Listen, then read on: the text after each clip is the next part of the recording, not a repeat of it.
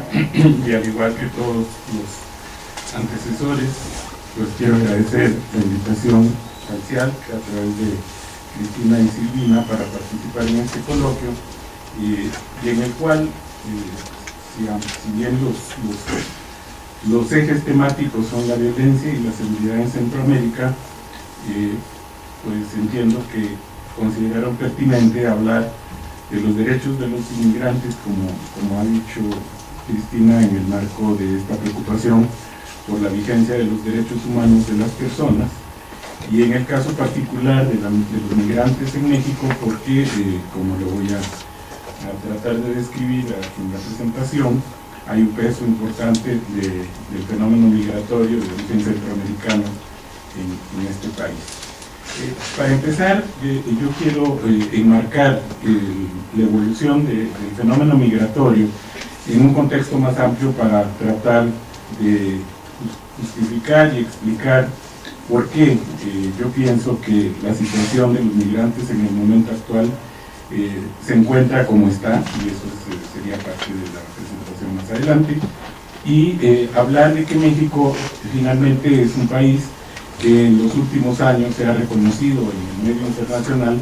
como un país no solo de origen, sino también de destino, de tránsito y de retorno. ¿Qué significa esto? Bueno, que en tanto país de origen, las emigraciones, es decir, las migraciones de nacionales que van a otros países, principalmente a Estados Unidos, como bien sabemos, es un fenómeno de larga tradición, de carácter histórico, pero que en los últimos tiempos, sobre todo, ha mostrado cambios importantes, a pesar de que, digamos, en los últimos 150 o 160 años el fenómeno ha estado presente y ha sufrido transformaciones, tanto desde el punto de vista de la composición y la dinámica de los flujos, como también en términos de las políticas, tanto del Estado mexicano, como en el caso del Estado receptor, en el caso de Estados Unidos, como fue el caso, por ejemplo, de un programa como el programa Bracero, que pretendió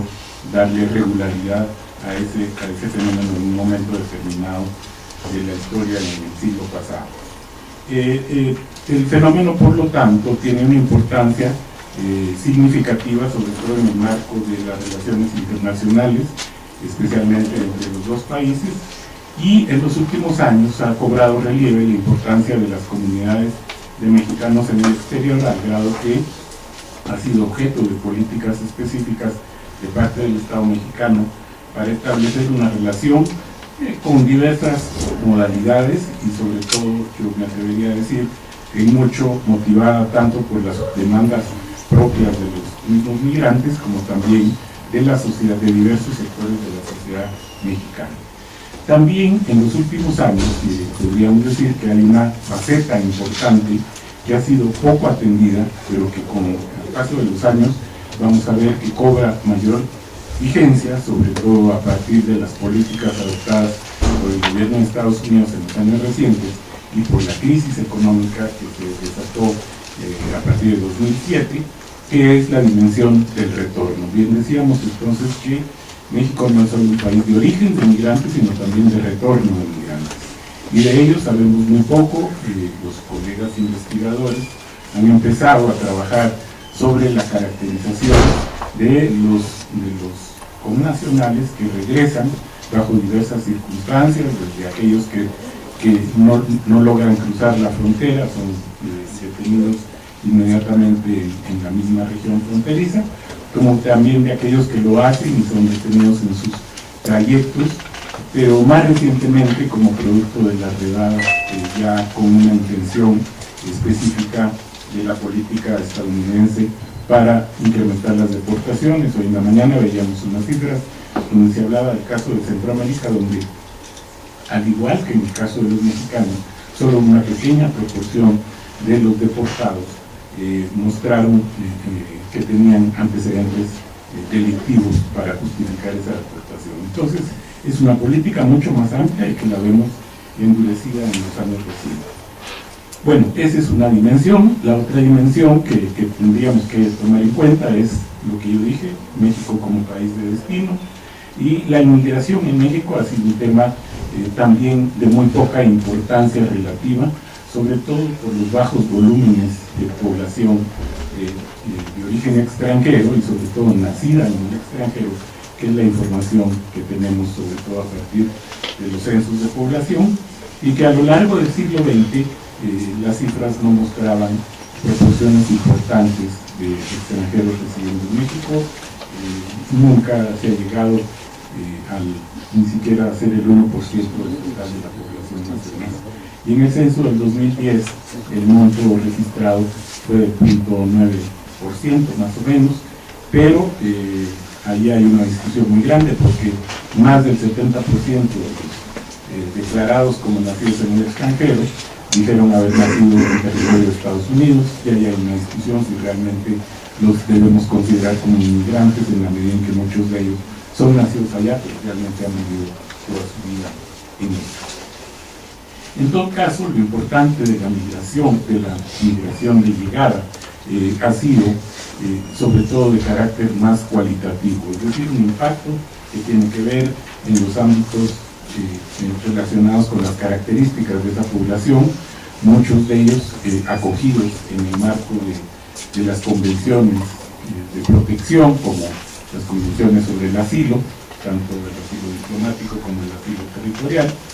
y el caso de los, ya más recientemente, los refugiados. El caso muy particular que vive en la memoria histórica es el de los refugiados españoles, que tuvieron un impacto y hasta la fecha lo siguen teniendo por sus aportes a la cultura, a la vida intelectual del país. Y el otro caso del que podríamos hablar, como también una migración que podemos calificar como de inmigración, pero también tiene matices, que es el caso de las migraciones transfronterizas, es decir, aquellas que ocurren principalmente en la frontera entre Guatemala y México, y especialmente con el estado de Chiapas, en donde a lo largo de todo el siglo pasado y hasta la fecha ocurre una dinámica de movilidad importante, en donde durante mucho tiempo se ha observado la movilidad de personas que acuden a trabajar en las ciudades agrícolas,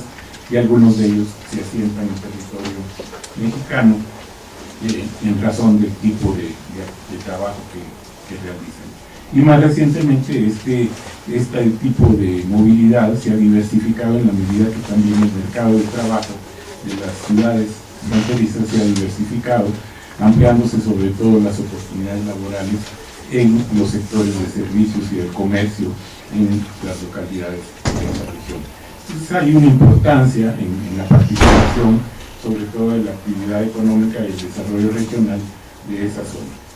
Y por último, lo que decía, el país también adquirió y cobró importancia, y es uno de los temas que creo que va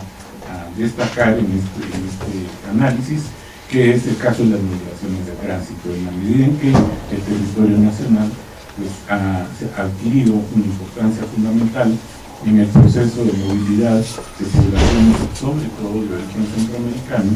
que iniciaron a partir del decenio de los 90, como lo explicaba la doctora Tucente en la mañana,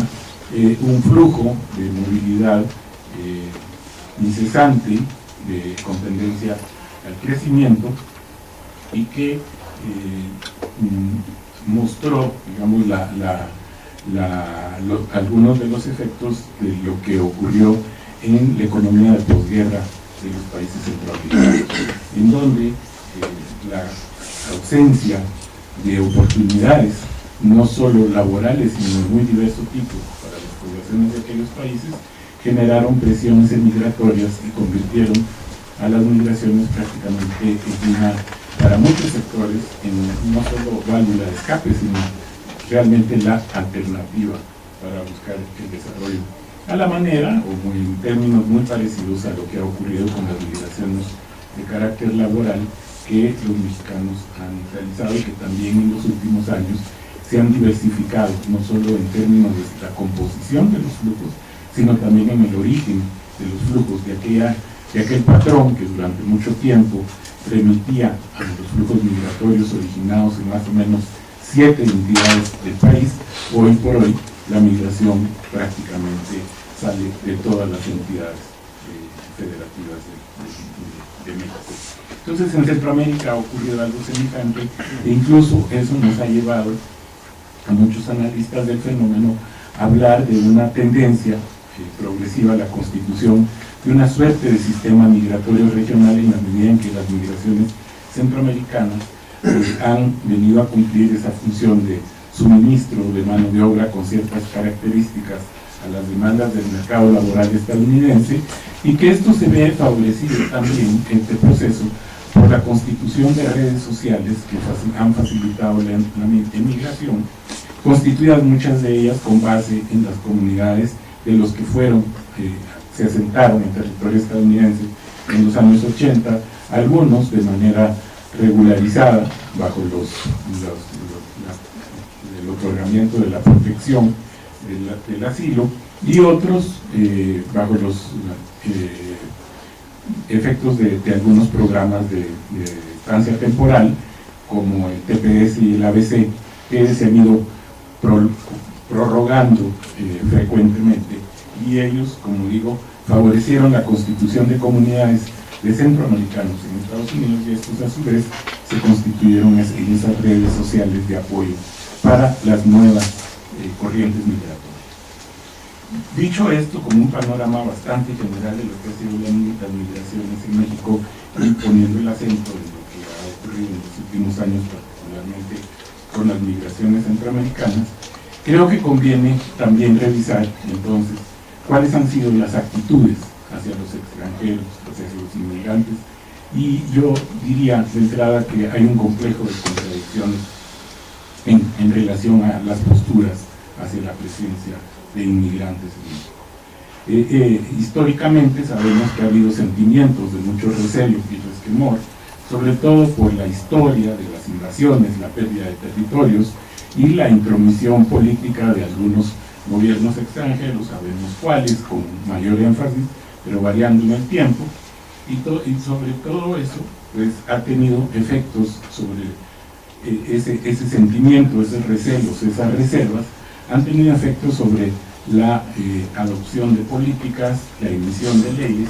y las actitudes de ciertos sectores sociales, y sobre todo en la construcción de los imaginarios colectivos hacia ciertos grupos, particularmente de extranjeros. Y hasta la fecha podemos decir que persisten esos imaginarios, en algunos casos de manera muy concreta, en la vigencia de ciertas prohibiciones o ciertos vetos o ciertas limitaciones para el ejercicio de ciertas actividades por parte de los extranjeros, si los comparamos con los marcos jurídicos de otros países en donde la apertura hacia la participación, incluso en la esfera de lo político, es mucho más flexible y mucho más amplio. Pero en todo caso, se ha mantenido una serie de medidas discriminatorias en ciertos casos que sería largo de ejemplificar, pero que existe. Pero cuando yo decía contradicciones, es que por el otro lado, la hospitalidad de la sociedad mexicana, del Estado mexicano, se ha manifestado también en instituciones muy concretas, como ha sido el caso del asilo y el refugio, que se han expresado en las simpatías hacia los perseguidos políticos, aquellas personas que han sufrido algún tipo de persecución, pero tal vez con mayor énfasis hacia algunos países, pueblos y causas. De ahí aquel lema que se ha mencionado muchas veces, de reconocer a México como un país de acogida o un país de tradición de asilo. Sin embargo, queda la duda, y se plantea la interrogante, qué tanto o qué tan generalizada es esa práctica, o si en efecto sigue siendo discrecional y selectiva, como pasó por ejemplo en la época de la Segunda Guerra Mundial y en la época de la Guerra Civil Española, en el que hubo un trato muy positivo en la recepción de los españoles republicanos, pero no así con el caso de otros grupos de población que huían de los problemas de la Segunda Guerra Mundial, particularmente algunos grupos como judíos, etcétera, cosa que está documentada en un libro que se publicó recientemente sobre el tema de estudios de México. Hay una serie de acciones que anteceden, digamos que el Estado y estas instituciones de las que menciono, como en muchos otros procesos, han seguido a los procesos sociales, pero ha habido una serie de tomas de decisión que a la larga han sido benéficas, como la creación de algunas instituciones, como fue el caso de la Comisión Mexicana de Ayuda a Refugiados, que se mencionó en la mañana, o por ejemplo la aceptación del Estado mexicano para que el Alto Comisionado de Naciones Unidas para Refugiados instalara una oficina en México, a pesar de que en ese entonces, estoy hablando del año 81, cuando la llegada de los refugiados, tanto de origen salvadoreño como guatemalteco, antes de que México formara parte de la Convención de Naciones Unidas para Refugiados y el Protocolo de 1967. Esto, el Estado mexicano, después de tener toda esta experiencia de recepción, atención y asistencia a los refugiados guatemaltecos en los campamentos en la frontera sur, como se mencionó en la mañana, no se siguió sino hasta 1999, cuando el Estado mexicano finalmente se adhirió a la Convención del Protocolo, y el año pasado, en 2011, finalmente el Legislativo aprobó la Ley de Refugiados y Protección Complementaria, que viene a establecer un instrumento jurídico de carácter nacional para atender el tema de refugiados, con una especificidad distinta a la vigencia que se había incorporado la figura del refugiado como una categoría migratoria en la Ley General de Población, que aún estaba vigente el año pasado. Ya con esta ley, y ahora con la emisión del reglamento que busca darle operatividad a la ley, pues se puede decir que se cuenta con un marco jurídico específico para la recepción de refugiados, que es un tema que debe mantenernos pendientes, porque nunca sabemos cuándo puede ocurrir. No quisiéramos que ocurran esas situaciones, pero bueno, es algo que no depende de la voluntad ni de una persona, de una institución, ni de un país, sino son fenómenos de carácter internacional. Y por último, en este tema quisiera mencionar que nos sigue preocupando, así como decía, en ese imaginario, en esa persistencia de vetos y actos discriminatorios, pues la persistencia de sentimientos, actitudes y comportamientos que se pueden tachar de xenofóbicos, de racistas y discriminatorios. Aparte de los antecedentes históricos que ya mencioné, hay históricos como las restricciones que formalmente se incorporaron en las leyes de migración de principios del siglo XX, en las que se aducían razones sanitarias o razones de raza para vetar o para impedir la admisión de nacionales de ciertas regiones del mundo. Es un caso lamentable,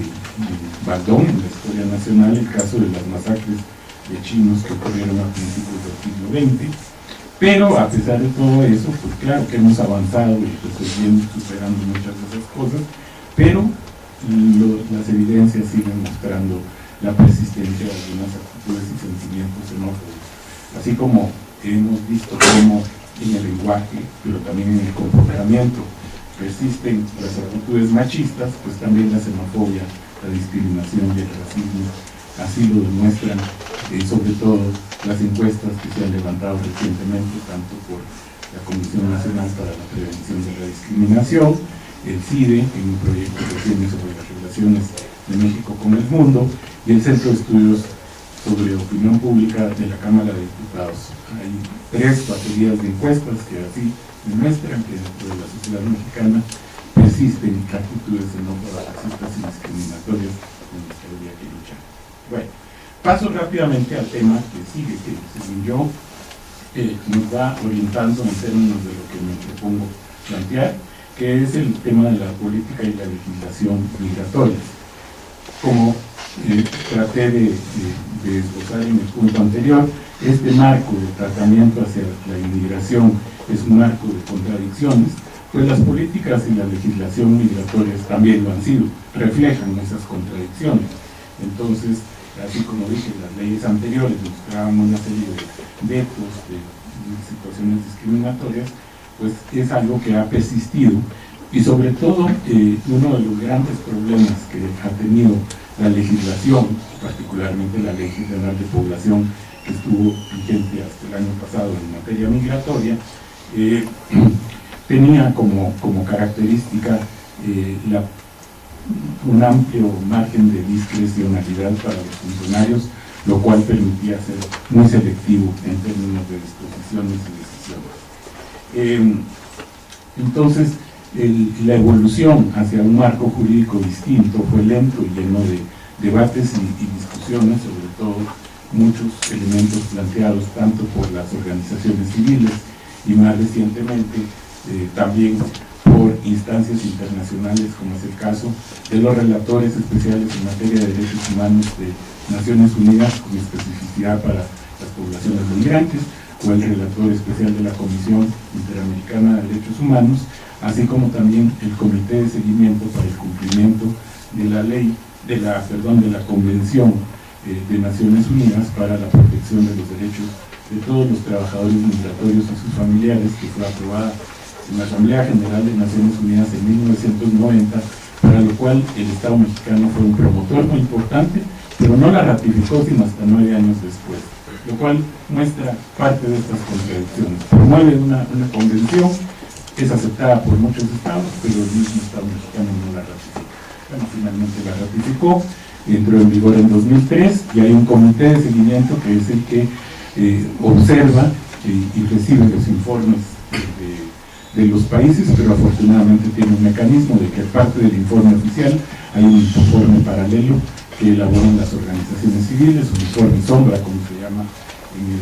la jerga de los organismos internacionales, y en donde se plantea la relatividad, la veracidad o los cuestionamientos al informe oficial. Bueno,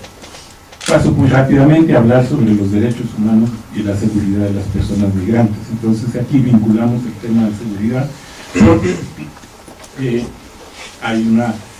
una serie de dificultades, sobre todo, y como ha sido puesto en evidencia por la misma nota de los medios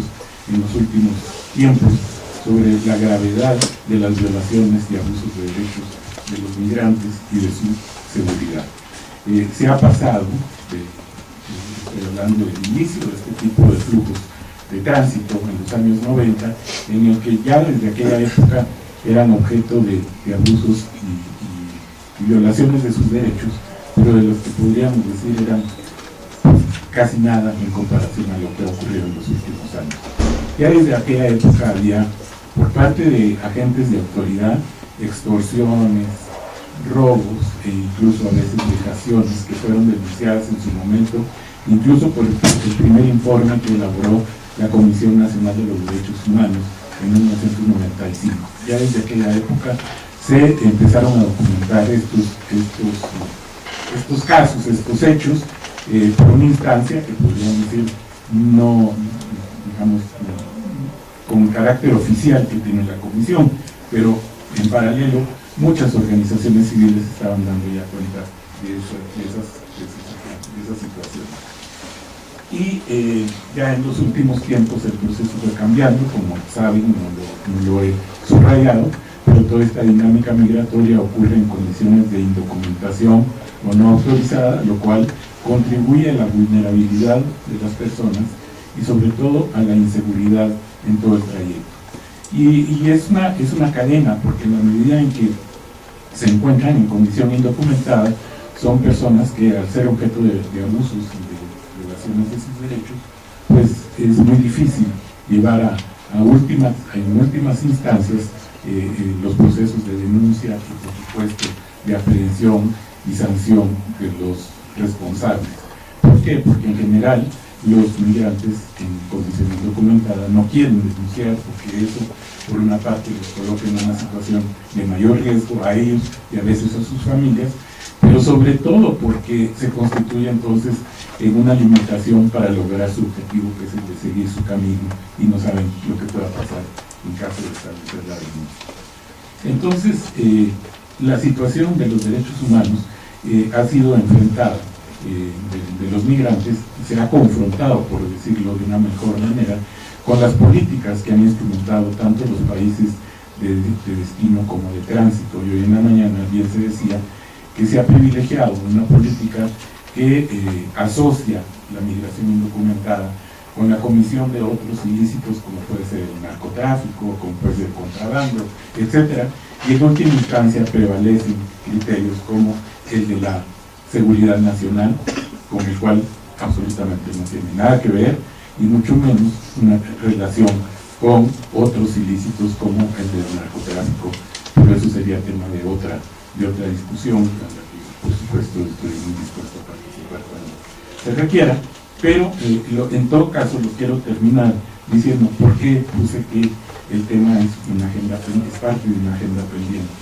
Bueno, en primer lugar, porque la ley de migración es una iniciativa que tiene muchos rasgos positivos, pero es una iniciativa incompleta, como lo reconocieron los mismos legisladores después de aprobarla. Y se comprometieron públicamente a revisarla a la mayor brevedad posible. No sabemos lo que eso quiera decir, pero para ellos lo importante era que se había dado la coyuntura para aprobarla, que había que aprovecharla. Ahí hay un tema pendiente. Hay dilemas sin resolver, como son las demandas para buscar una manera de regularizar la condición de los migrantes en tránsito como parte de, por un lado, de las demandas de los gobiernos de los países de origen que reclaman la protección de sus connacionales, igual que México reclama la protección de sus connacionales cuando emigran,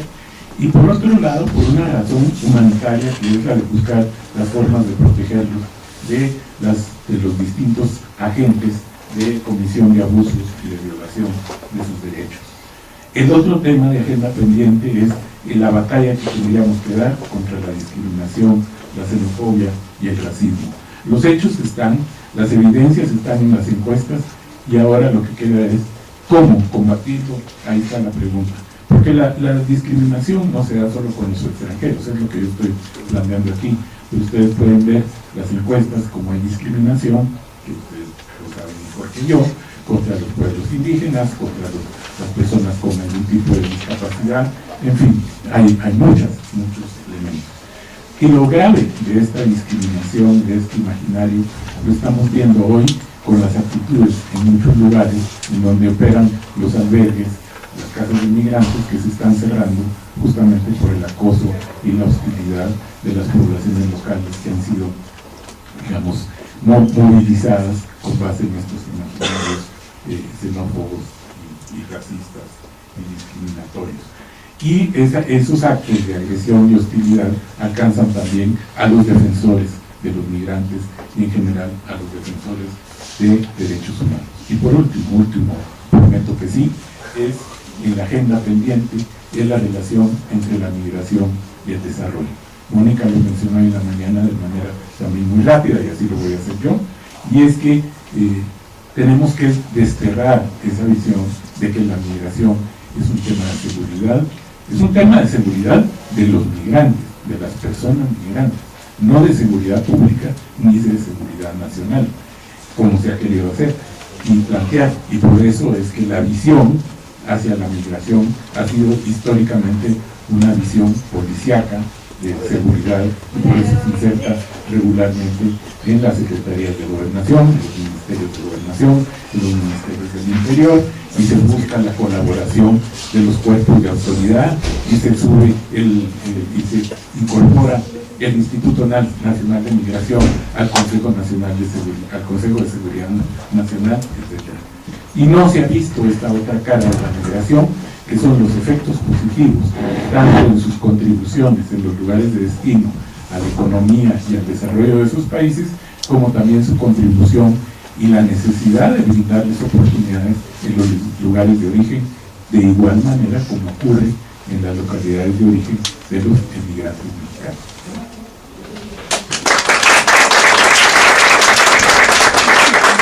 Muchas gracias, maestro.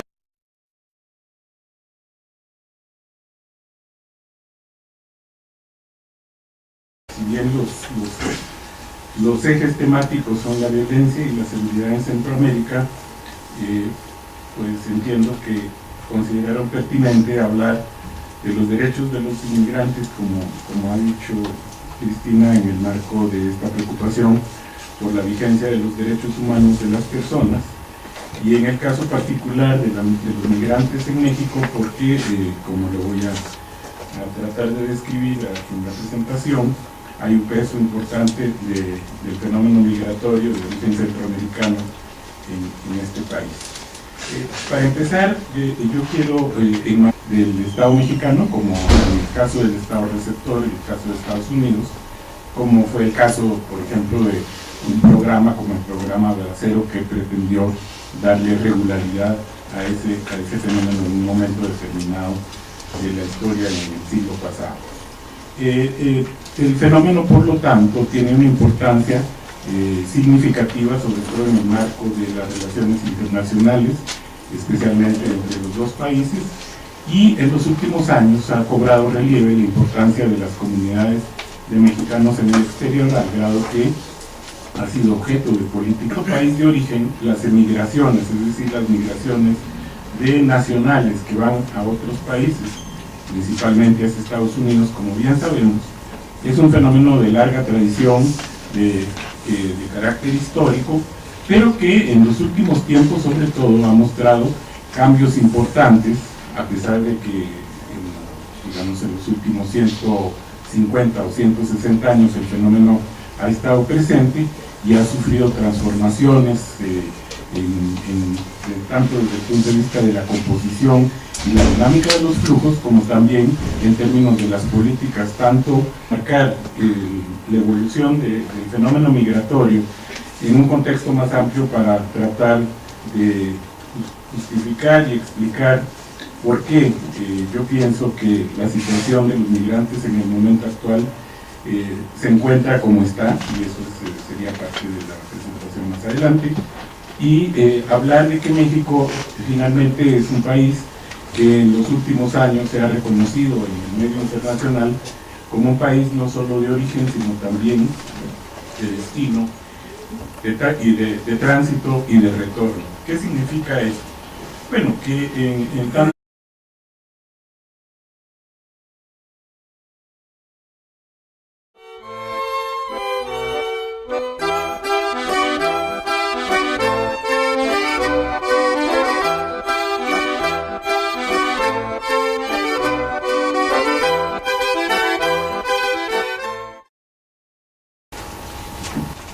muchas gracias, Cristina, y al igual que todos los antecesores, pues quiero agradecer la invitación parcial a través de Cristina y Silvina para participar en este coloquio, y en el cual,